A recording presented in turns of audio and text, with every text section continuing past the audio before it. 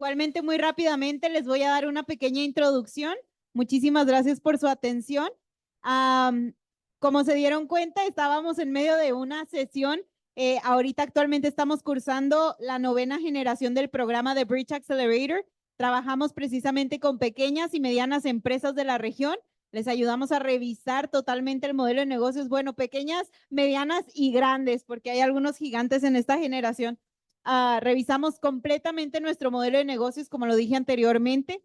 Le damos una revisada a los básicos y los reencaminamos. Muchas veces nos perdemos en la operación de nuestro negocio del día a día y toca como venir intencionalmente a volver a echar cuentas, ¿no? Y como nos decía, por ejemplo, Rick ahorita, de nuestro plan financiero, de cómo estamos costeando nuestros productos, de cómo estamos vendiéndolos y realmente estamos siendo competitivos y todavía podemos construir una ventaja competitiva aún más fuerte. ¿Por qué? Porque muchas veces hemos usado el COVID como ejemplo, pero la verdad es que sí marcó un antes y un después en cómo llevábamos a cabo nuestros negocios, e incluso simplemente ahorita 2024, si lo comparamos con 2023, la verdad es que las generaciones que son nuestros clientes también van cambiando y pues es necesario siempre mantenernos a la vanguardia. Entonces, sin más, voy a permitir que Omar Saucedo, que es nuestro patrocinador oficial de muchísimos eventos de Microsoft, Community Engagement Manager México, de Microsoft Expert, que nos dé unas palabras introductorias para entrar a lo mero bueno. Sí, muchas gracias. Gracias, Maite. Muy buenas tardes de nuevo. Thank you, Maite. Buenas tardes, de nueva cuenta. So we're like doing this super fast because, you know, Rick charges per hour, so we need to take advantage of that. Just kidding.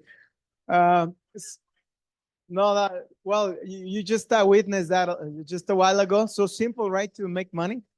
Thanks for that. And I know that was a good reflection for all our attendees, 9th cohort of the 𝗲𝗃 Accelerator. We also want to welcome our participants from the community.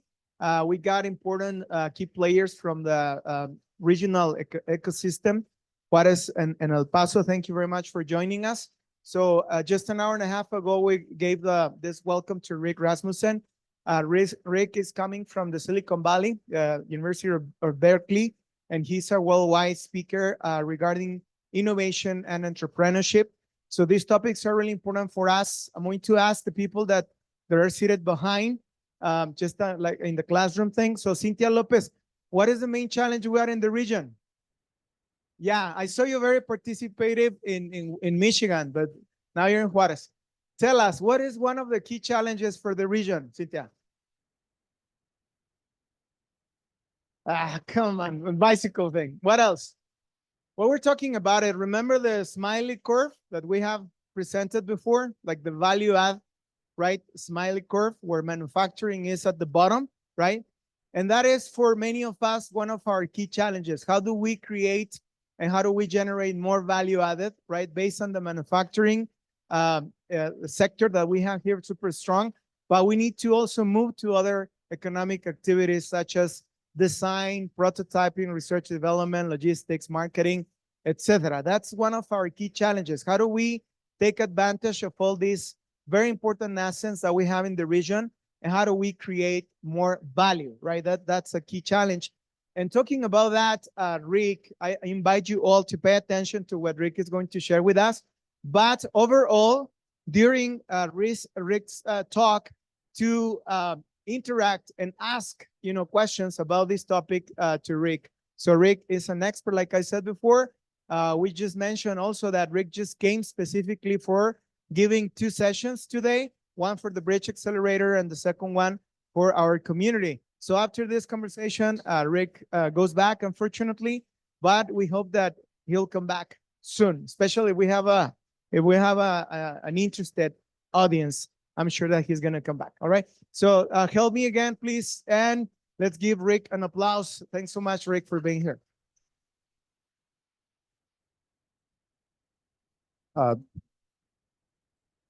And in the meantime, también quiero hacer mención que tenemos a un grupo. We have a group from a university, from administration, and they're also joining us today. Yeah, so welcome. Welcome one and all. I like the smile. curve discussion and diagram. So we're going to talk a little bit about inputs and outputs of the entire cycle and using open innovation as a way to get there. So thank you very much. And also, I mentioned it last time, my first day in Juarez ever. So it's been a little hot, a little warm, but beautiful just the same. And everybody's been very welcoming and great people. So I've really enjoyed my time here. Thank you very much. What I want to do, we just spent the last hour and a half going through some pretty mechanical things on financials. I'm going to break it open a little bit more and talk about the topic of open innovation, as well as a little bit on building out entrepreneurial ecosystems overall, which is a personal topic that I try to follow all over the world. Where's my clicker?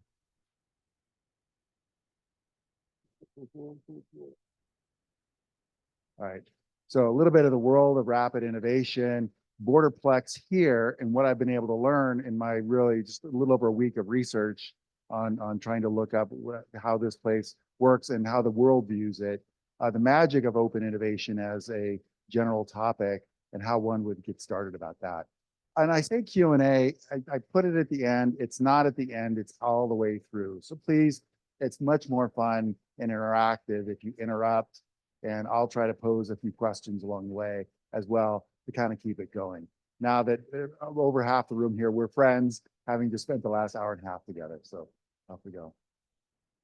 So any talk about innovation often starts this way and saying the lifespan of large companies, this is the S&P 500, is decreasing over time, starting in 1960 and even before that.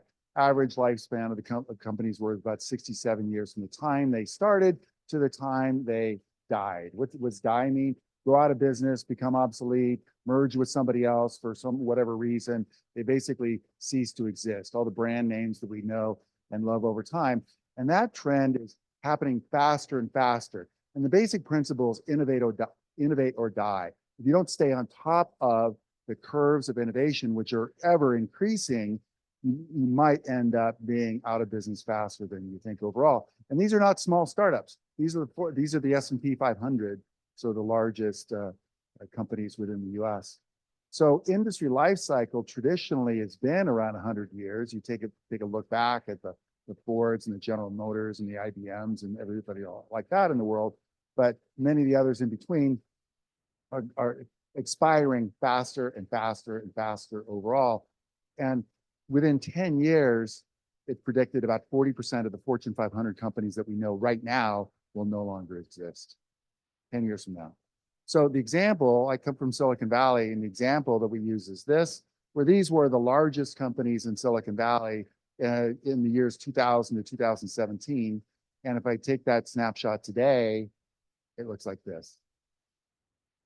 Boom. People are just getting wiped out. And it's part, and yes, sir. I can go through that one by one and give you the statistics, probably 50-50.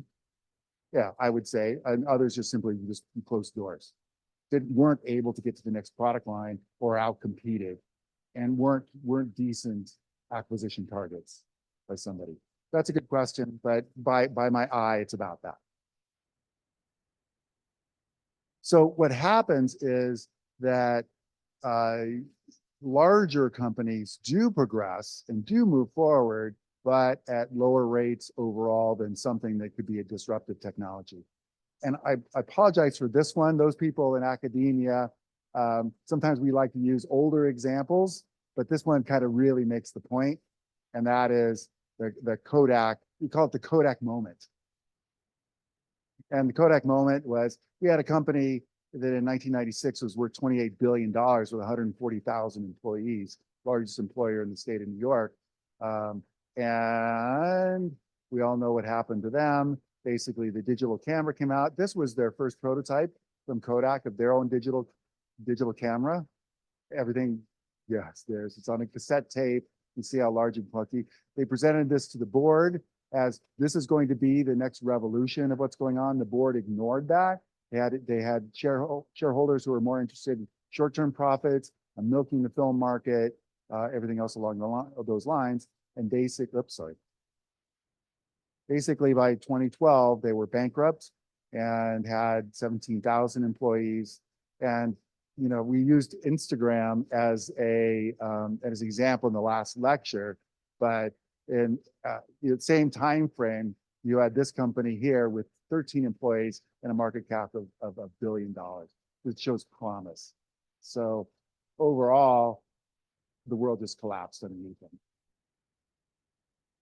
Companies come to Silicon Valley from all over the world because all of them are worried about something like this happening. A lot of them are worried, particularly in financial industries. Banks are freaked out because, well, nobody really likes banks that much. And so we're always looking for alternatives, and there are alternatives popping up all over the place. Banks are trying to stay on top of that. Insurance companies, people don't just not like them, people actively hate insurance companies. So insurance companies are freaking out about how they're going to get traded out. But I think that's true in almost every industry, is that companies are being disintermediated. And there are new technologies that are arriving that are changing overall business models. And if you don't stay on top of that, innovate or die, you could be one of those 40% of the Fortune 500 company equivalents that dies within the next 10 years. So unicorns overall, unicorns is kind of a goofy name. It basically means a private company that's worth $1 billion or more. So they're, like Instagram, worth $1 billion, even at a very early stage. And so unicorns have continued to rise over time. And this is the best chart I could find that looks nice, but if you were to continue that cloud would be just absolutely huge and around the world. So different industries are being transformed overall. And this is just a partial list that talks through the marketplaces, social media, cybersecurity, internet software, hardware, mobile services, real estate are all being actively disrupted. And you can kind of go through them one by one. If you take a look at cars, how quickly they're transforming into essentially computers on wheels. Whether they're EVs or not, that's another transformation that's happening. But if as a computer on wheels, all this connected car and auto repair and tire monitoring and driver safety and battery storage, all those are individual startups trying to eat away at the profits and the market share of all the giants in this industry. Construction industry, one that we all live around every day. You see cranes on the skyline around Juarez, and each one of those is being disrupted through software, robotics, supply chain management, risk management, insurance, and so on, all the way through. Travel industry, it's a lot different now. We're taking advantage of that as individuals, but and the airline industry goes through its cycles, but the travel industry is changing dramatically as a result of all these individual people coming up. Fintech, financial technology, people that hate banks, people that hate insurance companies. These are all the companies trying to eat away and sort of land and expand within the financial industry and become the next unicorns. Many of them have. This one's kind of hard to read. What this is, see that logo? Where's my clicker? I can't really see it. This logo at the top right there, that little red box is Wells Fargo. This is their front web page. If you were to pull up the wellsfargo.com and pull that up, and then what this shows is the web page, and each of these companies is attacking one of those items that's on the front page of the website. So you think Wells Fargo is worried about this? You think they need to try to innovate somehow? Let me show you how they're doing it, and you can do it too. Healthcare. This is one that needs it. How efficient are hospitals? How efficient is healthcare? And so on. It's not just drug discovery. It's a lot of other things as well. Supply chain and logistics. I think that touches a lot of people in this room right here. And so you can either benefit from it, from these revolutions, or they may end up crushing a good part of your business. Who knows? We're going through these constant revolutions, and I'll just give you a couple of points that people talk about quite a bit. Back in history, we all knew about steam and water in the 1700s changing the world, particularly Britain and the East Coast of the United States, by introducing steam and water power, transportation in particular. Electricity emerged in the late 1800s, and here we are. Digital electronics happened in the starting in the 50s, but in the 60s and 70s really took power, and everything we do right now is pretty much digital. A lot of industries have been transformed already by the switch from analog to digital. So we no longer have VHS tapes, cassette tapes, things like that. Everything's transitioning over digital all the way. And then finally, what we're going through right now is this last transition, which is not just single mode, water, steam and water, electricity, physical, but it's the combining of these various things. And so lines are blurring, and that's where the interesting stuff is really happening. So the difference with this mode right here between the interface of digital and physical.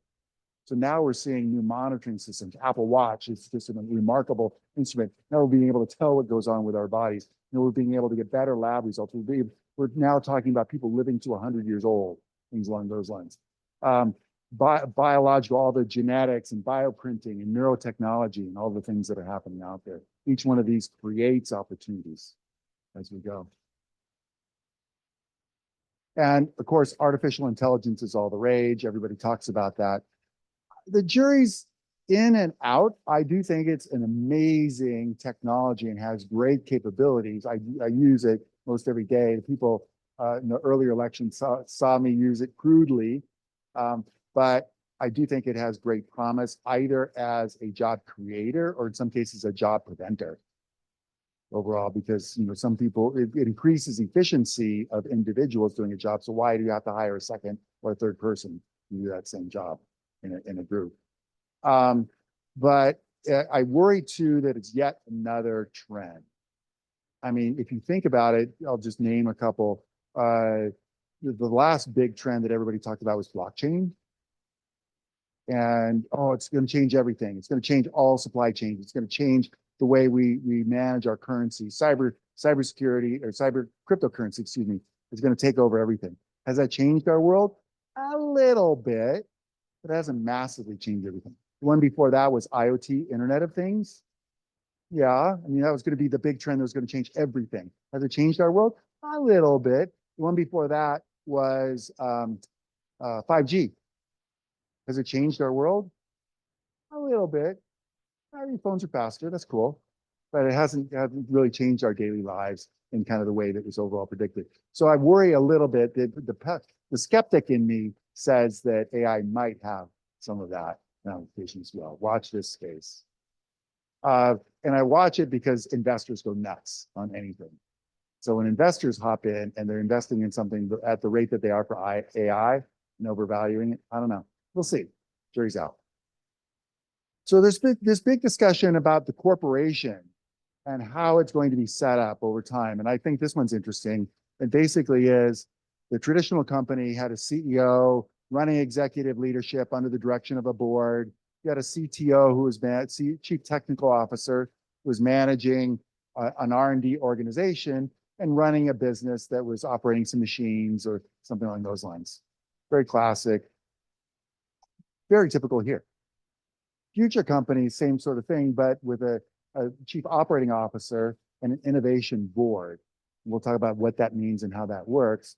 And so you still have a traditional business that's run by a robot, but a whole series of individual corporate startups. What are corporate startups? What does that mean? Any guess?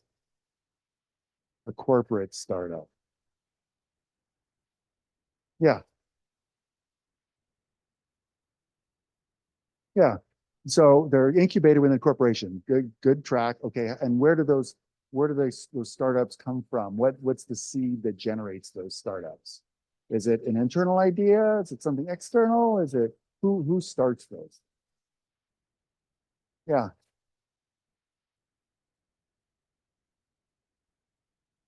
When you want to disrupt yourself, and so innovate or die.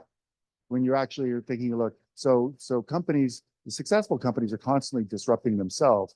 They're taking a look at what their competition might end up doing, and then imagining how they can go ahead, head off competition and create some new disruptive technology themselves. Give me a good example of somebody who does that. Tesla, are they disrupting themselves? Cybertruck, I don't know. That's a tricky one. So they certainly disrupted the automotive industry for sure. And I mean, the valuations they continue to see reflect that overall. But what are they disrupting at this point? Manufacturing process is a good one. So that's internal disruption of what goes on. It's not necessarily what we see, what's visible to us, but it's what's going on. And they're producing gigafactories really around the world to produce batteries. And they're selling batteries in markets that we don't even know, the Tesla Powerwall and all kinds of other things. Huge storage facilities. What's going on right now is Tesla batteries are balancing out the grid overall, because you can have solar during the day, but you can't have solar at night. How do you generate, like how you service the electrical customers at night through battery power in a lot of cases, or other things like that. So it's really interesting to see how these companies, Tesla's, I was kind of poking at you guys, Tesla's a good example. Is Apple disrupting themselves? The most valuable company on the face of the earth, are they disrupting themselves? Is Microsoft, well, good, ask the question, is Microsoft disrupting itself? A little bit at the margins. Yeah, they're creating new products and they're staying ahead of the game, but in many cases, both of those companies are not fair, because both those companies are either monopolies or oligopolies. And so they're in a different situation, yeah. Okay, we'll get there. Give me about 20 slides. Cool. All right. So the idea is that innovation comes through these corporate startups. And how do they start? Well, to answer an earlier question, what do we ask in MBA class? What's the answer to every question? It depends. Everybody's got their own scheme about how to do this, and the jury's out, because everybody has different experiments and they're trying different things in different ways, and those different things change. And so let me give you kind of a progress report. There's some, as always, I like books. There's some books on this subject. Innovate or Die is just a great title. I love it. The disruptive technologies and explosive growth talk about this exponential growth that's happening in a lot of companies. The fact that it takes less and less time to create these massive unicorns over time. And so how do these large companies innovate? In a bunch of different ways, and they're just trying. This is sort of a short laundry list. They'll take the executive management and go on an innovation tour. They'll go visit Silicon Valley or Israel or Los Angeles or Beijing or someplace like that, and just see what's going on and try to get that energy. They may work with universities. Berkeley's a great beneficiary of that, so see that all the time. They may do their own in-house R&D. They may acquire companies. They may build these corporate incubators, which I'll describe, or partner with accelerators like Bridge. Have corporate intrapreneurs, the title interest inside. So you may establish not just the regular R&D operation, but actually give startups permission to go ahead and do individual startups internally. It's an unfair question because it's a Silicon Valley answer, but who's the company that's most famous for intrapreneurship? Google, thank you. It's a 20%. They don't do it now as much, but they allocated 20% of the time for employees to go off and do their own thing. So what ended up happening, they quit. It's not like they worked 80% and 20%. What Google forced them to do is to work 120%. And so it kind of wasn't always the best thing, but there's still that mantra. And then corporate investment is like corporate venture capital. So these are just some of the tools that are out there.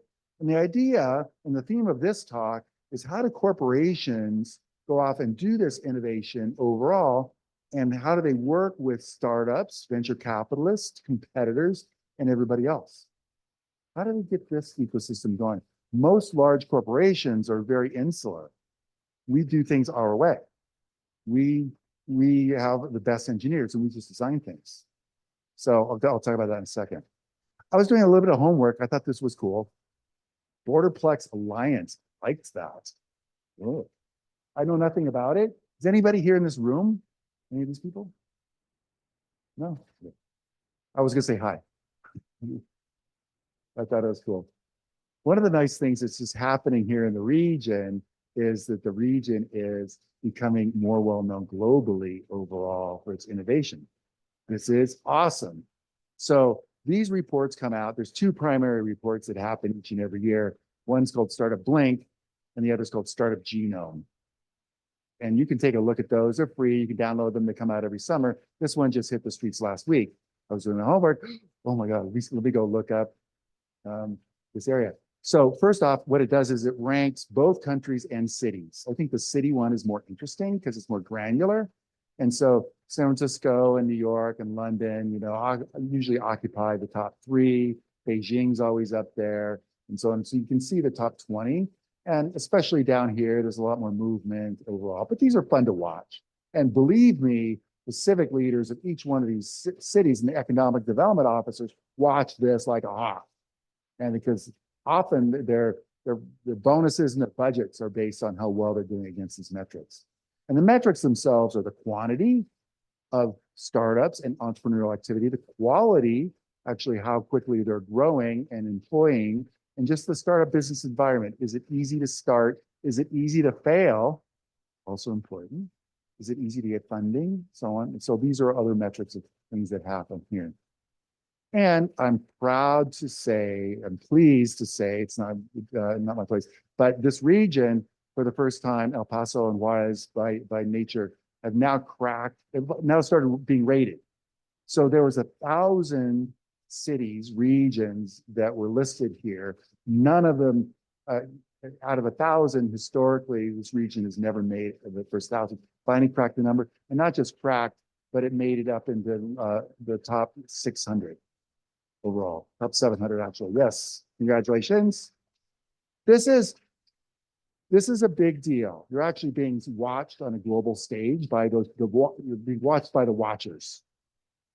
And the people that actually crack these metrics is pretty cool. And so what if anybody here is in the field, take a look. You could probably contact the Startup Blink people and pay them a little bit of money on getting research. You can find out what actually makes that metric, how they measure it, where you're lacking. So I bet you can probably guess yourselves, but take a look for sure. Yeah.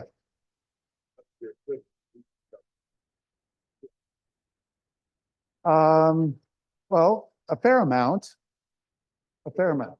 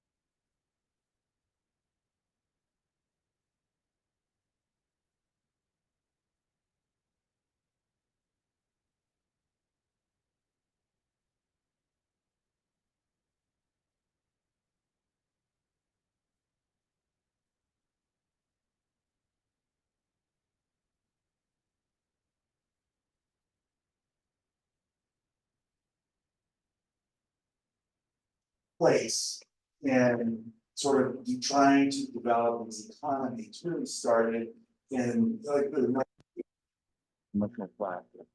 There is a theory called the triple helix theory that grew out of mostly out of Europe, which is the largest practitioner of this. It said we, either individual countries or the European Union, should spend money and sponsor corporations and universities and try to facilitate them getting together so that universities are no longer just ivory towers, but they're taking advantage of some of the research that comes out of there and innovating somehow by using that capability.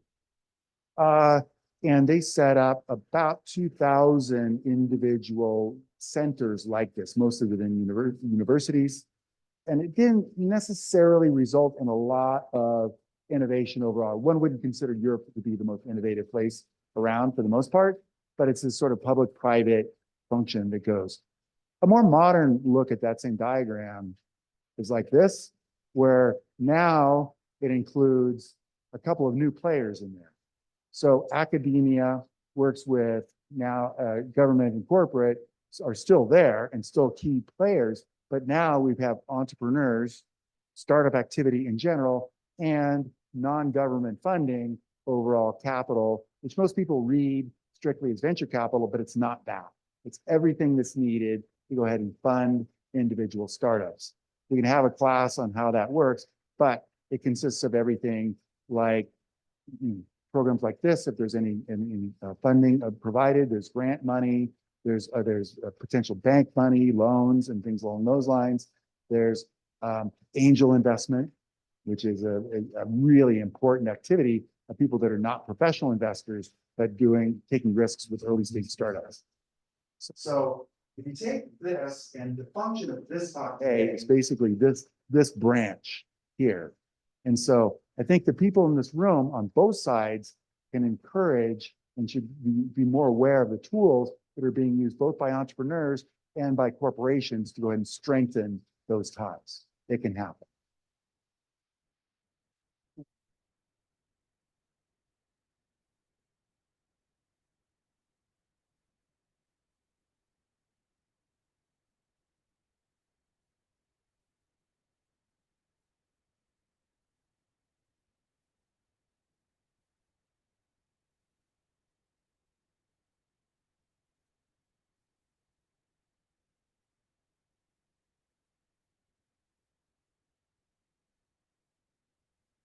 Corporations, especially historically, have taken they hired the best researchers out of the university or maybe develop it themselves. They put together R&D function, research to start with, big picture, development afterwards, taking products to market. And so some of the classic names, we take a look here, are Bell Labs and AT&T. Is Bell Labs still around? How about DuPont back east? Ford has labs. Eastman Kodak, how'd that work out? But you get people like this that were doing their own internal development for the most part to some success. And there are still companies around that do that. A lot of the European companies do this. Philips, Siemens, they're all of this cut from this cloth. Open innovation is different. Basically what it says is let's break out those barriers where everything just happens within the corporation. That we can actually take research from other places. We can license technology from others. We can cooperate with academia. We could do joint ventures with other companies. We can even find some of the stuff that we've developed and outsource, license that, and create additional revenue sources. We can license in products. We could do partnership extensions and grow market share in alternate markets, all kinds of stuff that one can do. So there's a whole series of books about that. So here's the field. The name Open Innovation was developed by this gentleman, 𝗕𝗰 𝗫𝗃𝗁, out of UC Berkeley. And I see him in the halls all the time. Good, super nice guy. And he's written a few books that I'll show you in a minute. But he came up with these diagrams. And so this idea of closed innovation versus open. So open basically is taking their own internal database, and either licensing or going through a total market, finding external technology base and licensing that, external technology insourcing, and then this thing, internal, external venture handling. That's what I'm going to talk about here. That's the interesting part. I have to show this. This was his first book. This is the ugliest PowerPoint slide I've ever seen in my life.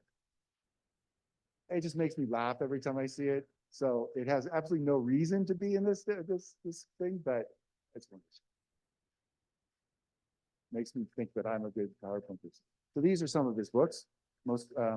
And open innovation started in 2003. Remember this whole idea of 2005 being sort of the golden age. And he's come out with services and business models and so on. But this one's super cool. If you're interested at all in this field, this is open innovation results. And so what he did and his team of researchers did was take a look at a lot of the companies that adopted this capability and pulled it all out and wrote about their success stories and kind of see what's there. So you have a chance to take a look at it. So basically, yeah. So it's basically this whole idea of obtaining some sorts of innovation. I'm a corporation. How do I use open innovation? I have to go find a source that's innovating, do one of these scouting trips or something like that. I have to integrate them in some way, shape, or form, pull in their technology, or work with them on R&D. And then I have to go ahead and commercialize that capability, put it out in the hands of customers. I'm innovating using outsiders. So how do corporations, that's the theory, that's the big picture stuff. But how do we do it on the ground? And how does it actually work? I'm a corporation, I have to innovate. So innovation doesn't just have, innovation is also a big blanket word. Are you innovative? Sure. But at the end of the world, what does that mean to your customers, and what part of the corporation are you innovating? You're always aiming at the really crazy stuff? Or are you just simply innovating what you're doing now? Or are you creating new product lines? Answer is all three. So you see these diagrams, and I'll give you a different version of this. It's a little easier to read, but it basically talks about these horizons: operations, which is what I'm doing today; logical improvements, which is extending what I'm doing; and then radical innovation, which is the crazy stuff that we read about in the newspapers. And Google's got their projects, and Apple's got their back rooms that maybe someday we'll see something, stuff like that. It's the crazy things. So they talk about a core horizon, and we actually innovate along these two dimensions. One is, I'm a corporation, I can work on my core business, or I can chase new markets. Like I can move my business from Mexico to selling in the United States to selling in Europe. Those are new markets. Or I can sell, instead of focusing on the young generation, I can go to older generation as well, something like that. So I'm spreading out my demographic mix. The other is new products. So I can introduce new products to my existing customers. So that's Horizon 2 out here, and Horizon 3 is the big one. All right, so those are the classic diagrams you'll find in text. This one I like better. This is my favorite because I can explain it easily. So core innovation is innovating what you're doing today, making what you provide to your customers right now better. So it could be faster delivery to you. It could be cost reductions. It could be additional features. It could be basic ways to make your core business better. This is where your CEO typically works every day. Your CEO reports to the board on a monthly or quarterly basis. What do they report on? They report on current profits, how well you're doing, and some forecast about how well they would excel. So innovating your core business is extremely important, and a big part of overall innovation programs is they're often ignored. Horizon 2 is adjacent innovation. Adjacent means next door. So this is the idea of generating new products for my customers or new customers for my products. So it's that thing, the Horizon 2, that square diagram I just showed. And Horizon 3 is the crazy stuff that's a bit beyond, so on. So you have this core mission overall of working on your existing business model and innovating on your processes. Talk about that in a minute. Horizon 2 is extensions, extending your, building out new products or building out new markets. And Horizon 3 is new. So let me see here. Low risk, medium risk, high risk. All right, let me give you an example just to sort of make sure that all this sets in. Let's use old school Amazon as our example. What did old school Amazon do? Thank you. They were the first online book service. They had web, you could search for books online, you could buy them online, they were delivered to you in a very short period of time. That was cool. They can continue to update and improve their core business, making it more profitable over time, and adding new features like online books could include not just physical books, but ebooks, ebook readers. It's still selling books to the same customers in different forms. It's cool. It's increasing efficiency, increasing their profit model, their pricing, and so on. Prime, Amazon Prime. You buy $100 worth of free shipping right at the beginning, and they give you free shipping for the entire year. That's cool. That's innovation. Amazon, what's Horizon 2 for Amazon? No, not yet. What's Horizon 2 for Amazon? It's a products or markets. So selling more books, I'm sorry? Different products like what? Different things. Not books, perfect. More different types of products. So power tools, fashion, stuff. The same customers. I'm not a customer, I'm still a Prime customer, but I get more stuff. I have two to three Amazon packages at my door every day between my wife and I. Every day. Crazy. I don't know why. But definitely different products for sure. What's the other dimension? So that's more products.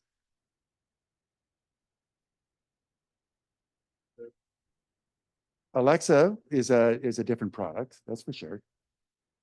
How about new markets is what the title is. So when they took Amazon from the US, I'm assuming Amazon's here? Yeah.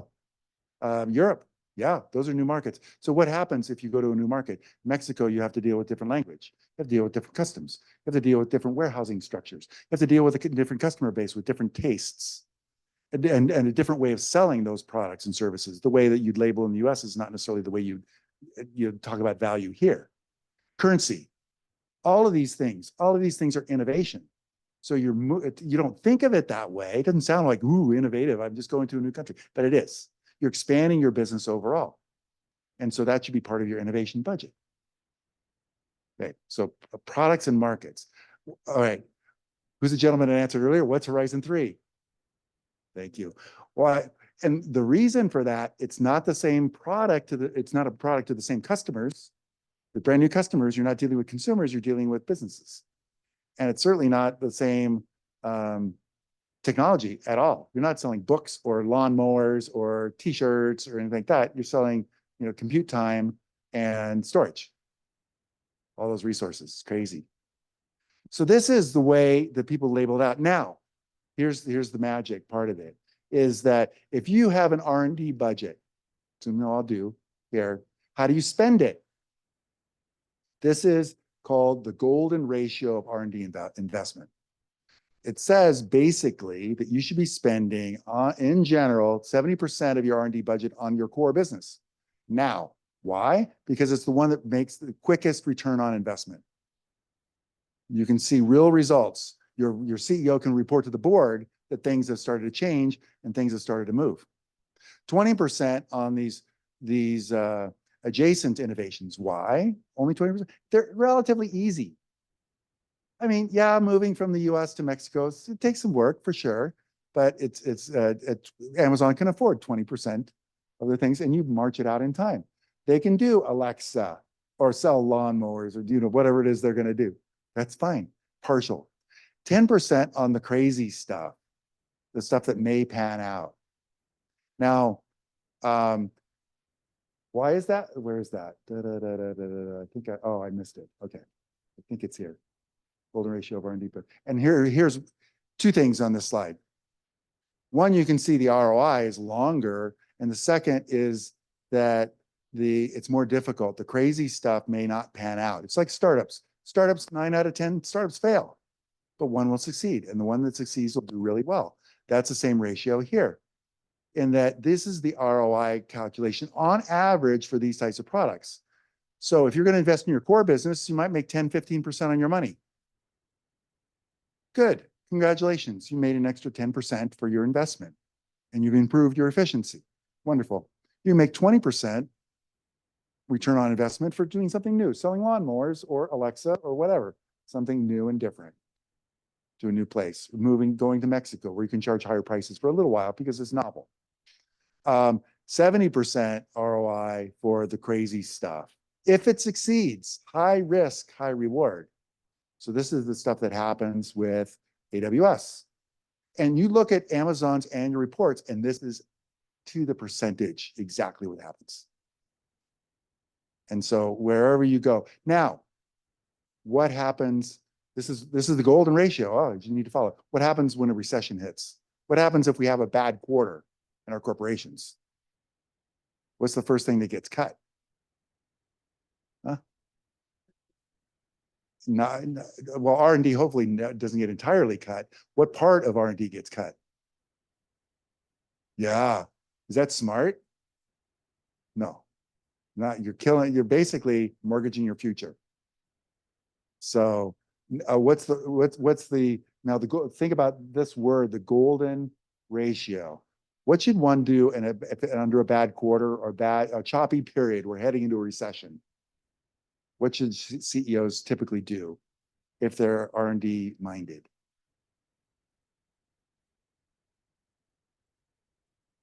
It's a ratio. Why don't you keep the same ratio? If you have to turn down your R&D budget by 20%, turn it down by 20% across the board here. Cut the stupid core projects, be more mindful about the Horizon 3 projects, but don't kill them. Don't mortgage your future. So that's kind of the lesson here. Okay. Oops. Cool. All right. I mentioned that there's different types of things you can do. This is a good book. Larry Keeley wrote it. That's the only thing he's ever written, but I do like it. And basically what it says is, if you're innovating, and this is mostly for core, these are some of the things you can do. You can innovate on the way your company works, profit model, the way your network connections to others, your structure and processes. You can innovate on your experience, the way you service your customers, how you sell through channels, what your brand strategy is. You can improve that, and how you engage with your customers overall. And only a little bit is product, performance, and system. So it doesn't always, everybody thinks R&D should focus here on product. No, it's across the board. This is a more holistic view of innovation kind of across the board and how you handle that. All right. So now, with all that in mind, how do corporations take advantage of open innovation and these models? Well, I showed that clunky diagram. This is it expanded out. Basically, if you're looking to do open innovation, now open innovation in general is trying to find external resources that can help you make innovations, however you decide to do it. Horizon 1, 2, 3, all those other channel and configuration and things like that. Whatever you decide to do in R&D, you don't have to do it on your own. You can partner up with people. So how do you find them? You source them, you select them, you mobilize them, and you run typically a pilot, a proof of concept, an initial engagement with somebody. You try it out, you see if it's going to work before you go hog wild and launch something to the total market. So you analyze and then you integrate the whole thing. So these are, I'm just going to, by the way, you'll get copies of the slides. I said that earlier to the group. So you'll have these and can reference them. But these are different flow charts: ideation, alignment, exploration, selection, validation, which is checking to see whether whether you have a problem that's worth solving and whether this solves it, and then trying to figure out what your sales channel strategy is, and then trying to figure out growth. So this is the lifetime of a startup. I showed, for those of you who were earlier, I showed only the upfront version. I showed this little part right here through the valley of death, which is where you lose money and eventually you start breaking even and making money. And this is cumulative cash flow break even right there. And then you start raising typically venture capital. So you get your first round of investment, which is where you're low risk, second round, third round, fourth round, and maybe a public offering over time. So if you're a corporation looking to engage with new startups, where would you do that? You don't do it when startups are like young and stupid, like little puppies. They're like teenagers. They're kind of too risky to work with. They haven't quite figured out what they want to be when they grow up. But there is a way that you can work with more later scale, later stage startups that are a bit more interesting. So this is where corporations actually look for people to partner with, like yourselves. All of these diagrams look like this. I have 100 of these for different slides, but in all cases, it's what you were, what you want to be, and the process to get from where you were to want to, even some sort of a process in between. So all of them look like before, after, process, before, after, process, before, after, process, before, after, process. It doesn't matter. So in all those cases, how do you find these people? Well, you can do it internally with a set of dedicated team. You can establish an innovation center of excellence, maybe bring in guest speakers and hire people from on occasion if you want. You can develop an intrapreneur program where, like Google, you give people 20% of their time so they can work 120%. You can go on tours, you can establish innovation outputs. Let me go through these.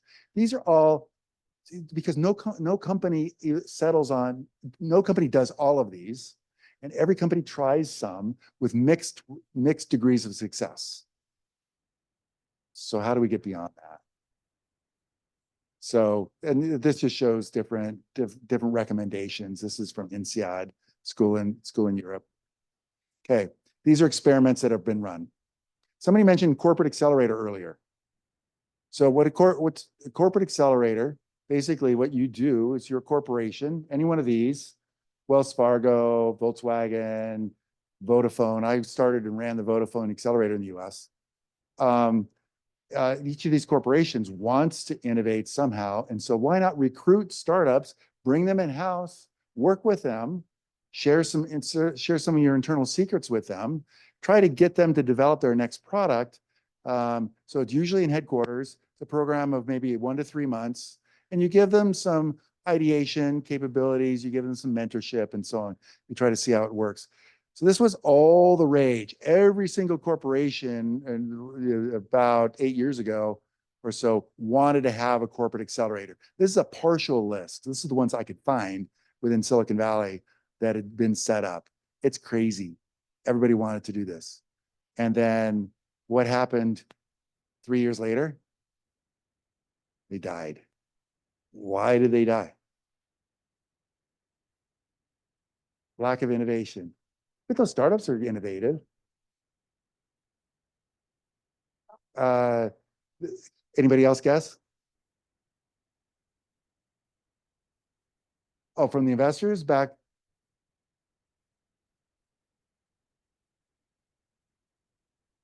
Oh, yeah. So bad quarter. Okay, there you go. Yeah, possibly. So around this cycle, there wasn't anything immediate. We weren't entering a recession. COVID hadn't hit yet. Actually, times were kind of good in that range-ish. But yeah, you're right. I mean, that's one reason that companies flush this stuff out for sure. So what it was is they were super excited about doing it. And ultimately, think about being a startup.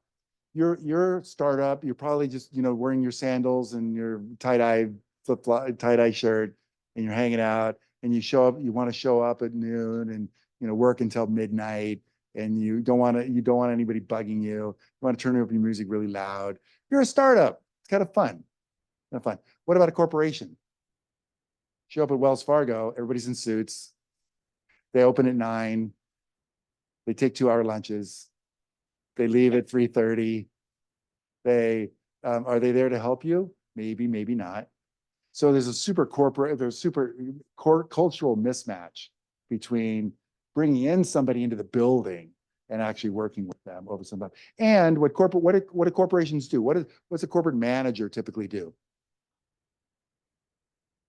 Measure things a lot. They want reports and they want to know, hey, little startup, we brought you in here last week. What did you do? What did you invent? I need to know. And stand up in front of management, tell me right now what's happening. Oh, God, how many times can that work? So it's really hard. What startups need is freedom to operate, freedom to go ahead and change their idea, because they're just experimenting. They're trying to throw spaghetti against the wall to see what sticks. They don't want to be measured, and corporations hate it when people change. You know, we didn't bring you in to do that. We brought you in to do this, and you're not doing this anymore. So it goes nuts. Misaligned goals, misaligned cultures. Yeah, poorly run. There's still some around, and they're trying to do well. But what I'm going to give you here is a little bit of a theme of the hot thing at the moment, and then the fact that stuff drops off. And so, but I will end with a lesson and some thoughts about how to do that. So the next thing is corporate venture capital. This comes from a slide deck where I teach corporate innovation, and we tell corporations to do these 10 steps. Understand your industry, what's changing in it, master new ecosystem, figure out what else is out there, build your core growth explore framework. That's the fancy way of saying the 3 horizons. Create an internal architecture for how you can do that, develop an innovation strategy, learn to build business model portfolios, more than one business model. And then this one, master corporate venturing. That's sometimes a method for going ahead and do this. So corporate venture capital is a big thing. If you're a startup, this is ways you can raise money by selling equity. So you can work with, when you're getting started, you hit up your rich uncle for funding, friends, family, founders, and fools. Then you might be able to join an accelerator. A lot of them basically buy equity in you, provide you an equity investment. If you have a hardware platform, you can go on Indiegogo or Kickstarter, do something. But then real money starts to kick in. Angel investment, which are non-professional investors that want to invest in startups. And then all these classes of venture capital, one of which is corporate. So there's a number of corporate, Google Ventures, Intel Capital, Salesforce, Qualcomm, GE. These are some of the famous. And also the Japanese and the Koreans have kicked up on this, and the Chinese. Everybody's trying different models. I like this one. This is the IBM model. I don't know if you can read that. I should put it in bold. The IBM Venture Capital does not perform equity or seed funding. Rather, the firm engages with established venture capital firms to find new complementary and relevant technologies. So it's basically a scouting post. So they can invest or not invest, but basically what we're trying to do is to find new technologies. Another way to do it that's moderately successful is to set up corporate scouting posts. So this is an example of corporate scouting posts in Silicon Valley. I live right about here, down there. But I drive by all of these. This is the automotive R&D labs. So Mercedes and Nissan and Honda, Toyota, Tesla, all these companies have like 50 to 100 PhDs that are there designing the next automotive generation, technology of automotive technology, next generation. Where's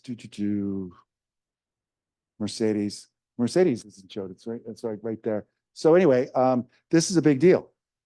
And so as you drive up and down the street, you'll see all these things. And so this is the land of self-driving cars, and they're all around. You have little LiDAR things up on top, spinning around. So this is setting up a corporate scouting post. But in all cases, this is what corporations basically do.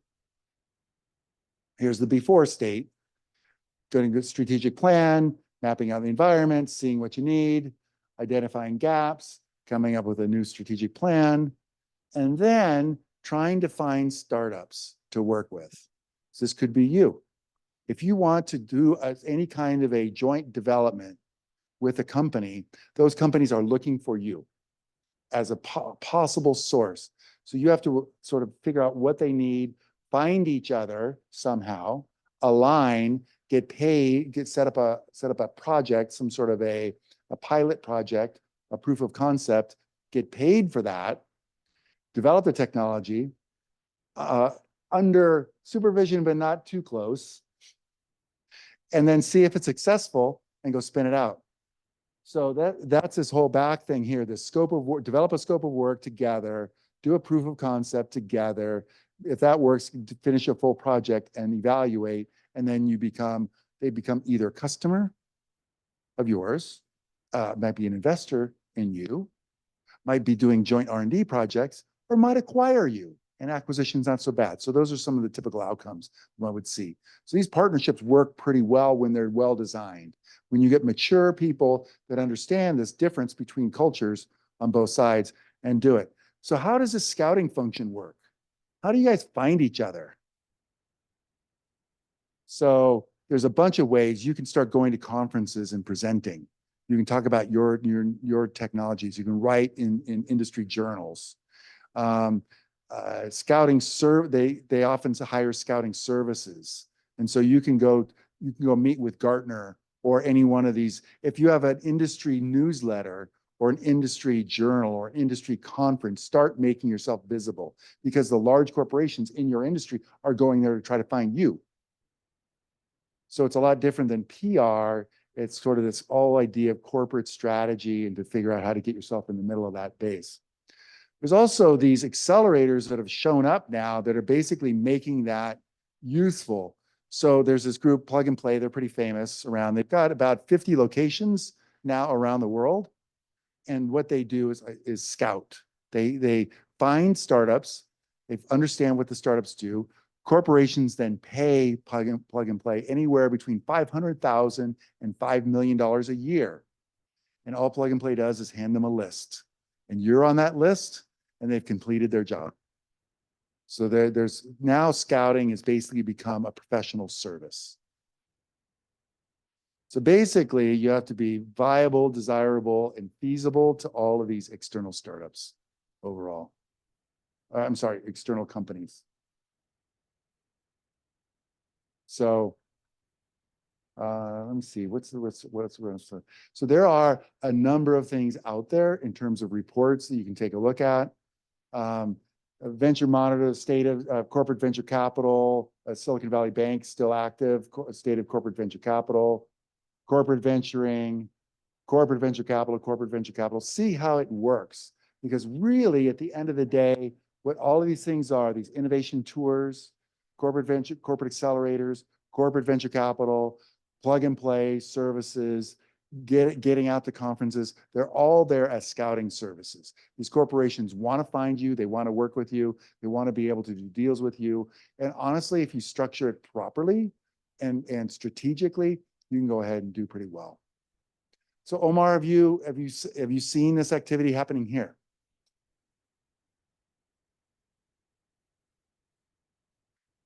Yeah. So I think it's a relatively new activity here in this region, but you've got a huge number of corporations that are set here that are worried about Chinese competition, worried in some cases about US competition, and innovate or die. So how do they do that? Well, we're basically going to start this whole idea of campaigning to the corporations to start reaching out and practicing open innovation. So books after books go ahead and do that. So open innovation is this important and proven philosophy. There's 3 horizons of innovation overall that can be managed and need to be balanced in good times and bad. The open innovation pipelines are well understood. This whole idea of trying to be prior state, future state, and what do you do in between? And how do you involve startups? Startups are definitely startups and scale-ups, I should say. Scale-ups are probably even better as potential sources for new technologies. Not all these tools for open innovation are appropriate. Corporate accelerators, we've seen very mixed results. corporate venture capital is also kind of here and there. Some people do a really good job at it. Others are experimenting with it and not so much. But this whole idea of scouting is out there. And so this phenomenon is happening in real time. And I shouldn't have ended with this, but I will. Corporations. What happens with, so who here has worked within a large corporation? Okay.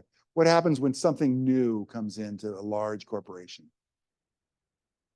Nobody wants to use it. Why? It's not part of the company. It's new. This could, it's not going to help me. It's not going to help my job. It might hurt me. Oh my God, it might damage me. I might lose my bonus. I ain't doing nothing. Status quo is good enough.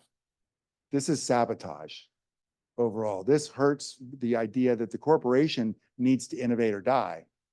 But it can't innovate or die if all these people underneath the management layer aren't adopting new technologies. So if you as a startup are starting to work with a larger company, watch those signs. Try to find internal champions. Try to see what the politics are about moving something from maybe this R&D state and trial state into actual production. This is what killed the Vodafone accelerator that I was working with, and that we couldn't move things out of R&D into the operating units. Nobody wanted it. And so we killed stuff. So be mindful. I think if everybody here knows what's going on, is smart about it, both the startups and scale-ups can set up programs to try to reach out, and the corporations could recognize this, and then the matches all work better due to this cultural mismatch that can happen. All right. So if you're a company, design something simple, get a couple successes under your belt. You don't have to change everything all at once. Start small and then grow something appropriate. So there's my talk on open innovation, and I hope you guys learned a couple things along the way. Thank you.